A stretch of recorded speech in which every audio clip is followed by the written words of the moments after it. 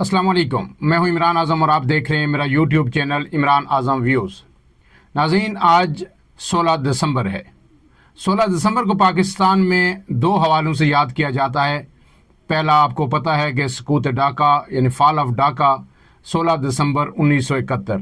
جب یہ پاکستان دو لخت ہوا اور بنگلہ دیش وجود میں آیا۔ اس کے بعد پھر 16 دسمبر 2014 سانحہ A P S army public school کا سانحہ پیش آیا پشاور میں، اور اس میں تقریباً 150 کے قریب معصوم بچے اور وہاں پہ ٹیچرز جو ہے وہ انہیں شہید کیا گیا بے دردی سے دہشت گردوں کی جانب سے۔ ان دونوں حوالوں سے ہم آج کا دن یقیناً پاکستان کے لیے ایک بڑا ہی تاریخ دن ہے، اور اس دن ہر شخص، ہر پاکستانی بڑا سوگوار ہے۔ پہلے تو صرف ایک حوالہ تھا، لیکن اب جو ہے جو پشاور کا سانحہ ہے وہ بھی ہمارے دلوں میں 16 دسمبر کو وہ تازہ ہو جاتا ہے۔ لیکن اب اس کے ساتھ سوال یہ ہے کہ کیا ان دونوں جو سانحات تھے 16 دسمبر 1971، کیا ہم نے اس سے کچھ سیکھا، یا پھر ہم نے 16 دسمبر 2014 جو پشاور کا سانحہ تھا اس سے کچھ سیکھا؟ تو اس کا جواب میرے خیال میں ابھی تک نفی میں ہے، کیونکہ 16 دسمبر 1971 کو جب پاکستان دو لخت ہوا تو جو کچھ اس پہ لکھا گیا، کتابیں بڑی بڑی اس پہ لکھی گئیں، آرٹیکلز مسلسل اس پہ لکھے جا رہے ہیں، اور اس کا جو ون لائنر ہے وہ ایک ہی ہے کہ ہم نے، جو ہماری میجورٹی تھی، جو پاکستان کی اکثریت تھی، ہم نے اس کی ول کو قبول نہیں کیا، کہ عوام کی جو رائے تھی ہم نے اس کو پذیرائی نہیں بخشی، اور اس کے نتائج کی صورت میں ہمیں اپنے آدھا ملک جو ہے وہ گنوانا پڑا۔ لیکن اس کے ساتھ صرف یہی ایک وجوہ نہیں تھی، اس کے ساتھ ساتھ یہ بھی ہے کہ جو اس میں دشمن کی کارستانی تھی وہ بھی حاوی رہی۔ مکتی بانی وہاں پہ بنی، اور پھر اس نے وہاں پہ جو کچھ کیا اس کے نتیجے میں یقیناً بنگلہ دیش ہم سے الگ ہوا۔ لیکن مکتی بانی بنی یا وہاں پہ بنگلہ دیش کے لوگوں کو ورگلایا گیا، بھارت نے اس میں کلیدی کردار ادا کیا، یہ سب کچھ بھی رک سکتا تھا اگر ہم ادراک کرتے حالات کا درست وقت پہ درست انداز میں، تو ان چیزوں کو روکا جا سکتا تھا۔ آج بھی اسی طرح کا جو صورتحال پاکستان کو درپیش ہے کہ آج بھی جو ہماری پبلک ہے، جو عام عوام ہے، وہ ریاست سے، وہ حکومت سے ڈسکنیکٹ ہو رہے ہیں۔ ایسے میں ضرورت اس بات کی ہے کہ تمام لوگوں کو واپس اعتماد دیا جائے، انہیں اس بات کا یقین دلایا جائے کہ اس ملک کے سیاہ و سفید کے جو مالک ہیں وہ پاکستانی عوام ہیں، طاقت کا سرچشمہ عوام ہیں، اور وہ جو فیصلہ کریں گے اسے ہی پذیرائی ملے گی۔ اس کے بعد جو سانحہ پشاور ہے اس کے حوالے سے اگر ہم بات کریں تو یقینی طور پر ایک بڑا جو سانحہ تھا۔ پاک فوج نے اس کے بعد جو کئی آپریشنز کیے، اس سے پہلے بھی آپریشن چلتے رہے، لیکن اس بات پہ غور کرنے کی ضرورت ہے کہ کیا وجہ ہے کہ اس کے باوجود آج تک پاکستان اس دہشت گردی کے ناسور سے نجات حاصل نہیں کر سکا۔ ایک وقت تھا جہاں پہ پاکستان میں دہشت گردی نہ ہونے کے برابر تھی۔ آپ کو پتہ ہے کہ جنرل قمر جاوید باجوہ کی وہ سٹیٹمنٹس مجھے آج بھی یاد ہیں، جب وہ بارہا مختلف فورم پہ یہ کہا کرتے تھے کہ ہم نے دہشت گردی پر مکمل قابو پا لیا ہے، اور دنیا اب ہم سے سیکھنے کے لیے آ رہی ہے کہ ہم نے اس دہشت گردی کی عفریت کو کیسے ختم کیا۔ کوئی شک نہیں تھا کہ اس وقت جو آپریشن اس کے بعد ضرب عضب ہوا تو اس کے نتیجے میں دہشت گردی تقریباً یعنی ختم ہو چکی تھی، لیکن ایک مرتبہ پھر دہشت گرد منظم ہوئے، اس میں بہت سارے فیکٹرز ہیں، اور اب جو دہشت گردی اس حد تک بڑھ چکی ہے اس کا بڑی وجہ جو ہے افغانستان میں جو ہے طالبان کی حکومت ہے، کہ وہاں طالبان کی حکومت کے آنے کے بعد اور امریکہ کے جانے کے بعد دہشت گردوں کو کالعدم جو تنظیم ہے، جو تحریک طالبان ہے یا بلوچستان لبریشن آرمی BLA ہے، یہ بے شمار تنظیمیں افغانستان سے آپریٹ کرتی ہیں۔ وہاں انہیں تمام جو جدید ترین اسلحہ ہے جو امریکہ وہاں پہ چھوڑ کے گیا تھا اس تک رسائی حاصل ہے، اور پھر وہاں پہ یہ نوجوانوں کو بھرتی کر رہے ہیں، ورگلا رہے ہیں، اور اس کے بعد پھر جو ہے یہ پاکستان میں حملے کرتے ہیں، اور ہمارے یعنی سینکڑوں اس سال بھی پاک فوج کے جوان شہید ہوئے، سویلینز شہید ہوئے۔ اب ان سب کے لیے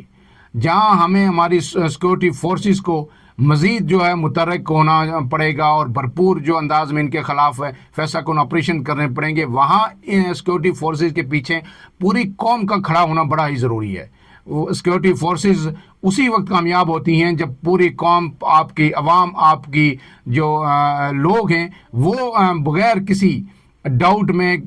شبے میں پڑے بغیر اپنی فورسز کا ساتھ دیتے ہیں۔ تو اس کے لیے ملک کے اندر بڑا ضروری ہے کہ ایک ہم آہنگی کی فضا پیدا ہو، ایک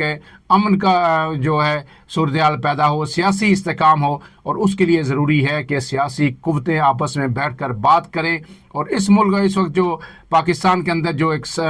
تناؤ کی کیفیت ہے یہ ختم ہو، تاکہ سیکورٹی فورسز ہیں پوری توجہ کے ساتھ ان دہشت گردوں کا، ان فتنہ الخوارج کا جو ہے وہ کلا کما کر سکیں۔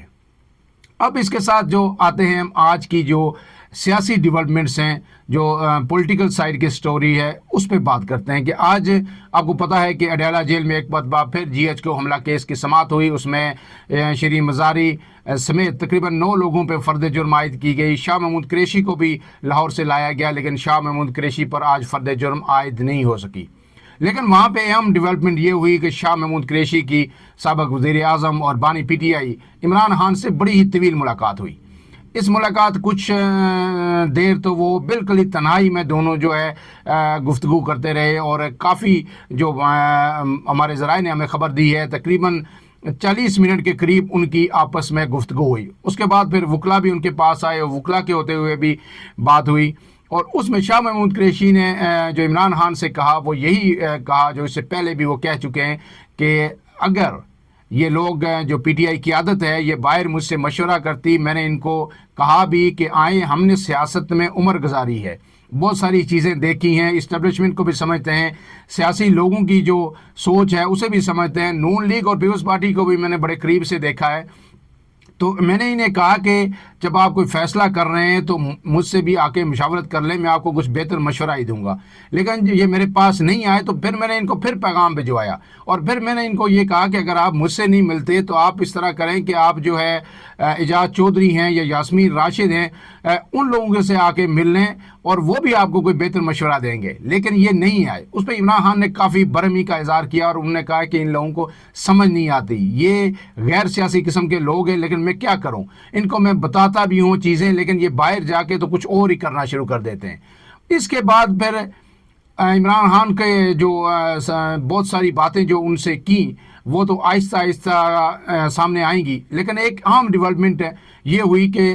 آج عمران خان کے جو 500 دن جو اڈیالہ جیل میں مکمل ہو چکے ہیں، اس پر عمران خان سے جب وکلا نے ان کو یاد دہانی کرائی کہ آج آپ کو فیصل چودھری اور دیگر تھے کہ آپ کے 500 دن آج اڈیالہ جیل میں پورے ہو چکے ہیں جیل کے اندر، تو عمران خان نے بالکل ہی بغیر کسی تأمل کے کہ کہا کہ مجھے اگر 500 دن مزید یہاں پہ رہنا پڑے تو میں یہاں پہ رہوں گا، لیکن میں جھکوں گا نہیں۔ اور انہوں نے کہا کہ میں سمجھوتا نہیں کروں گا، میرے مطالبات بڑے واضح ہیں مذاکرات کے لیے بھی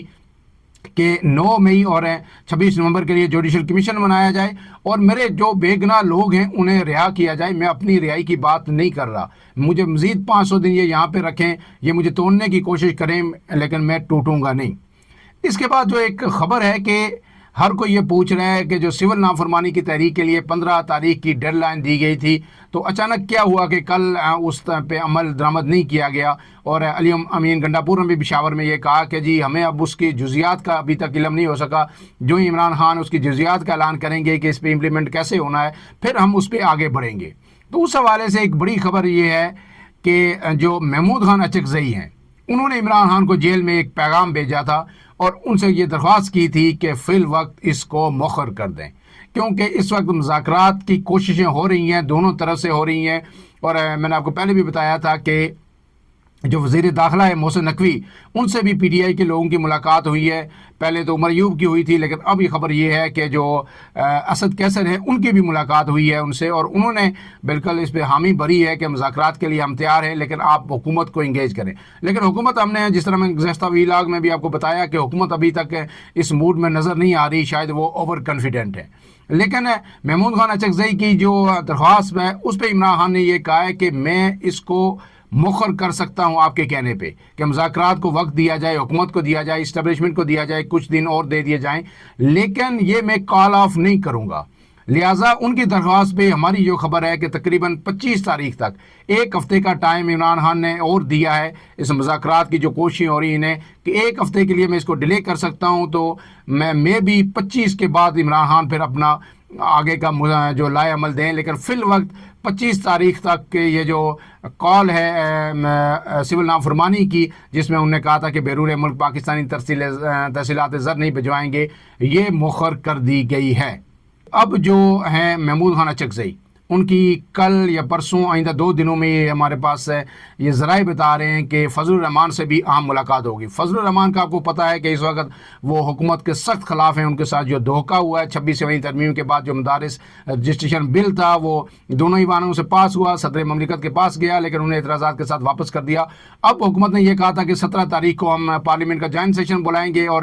اس میں بل میں ترمیم کر کے تو ہم اس میں پیش کریں گے، لیکن اب یہ خبر آئی ہے کہ حکومت نے فی الوقت جو جوائنٹ سیشن تھا پارلیمنٹ کا اسے مؤخر کر دیا ہے، کیونکہ انہیں پتہ چل گیا ہے کہ جس طرح فضل الرحمان متحرک ہیں اور جو ان کے تیور ہیں اور جس طرح تمام علماء کو پاکستان کے وہ اکٹھا کر چکے ہیں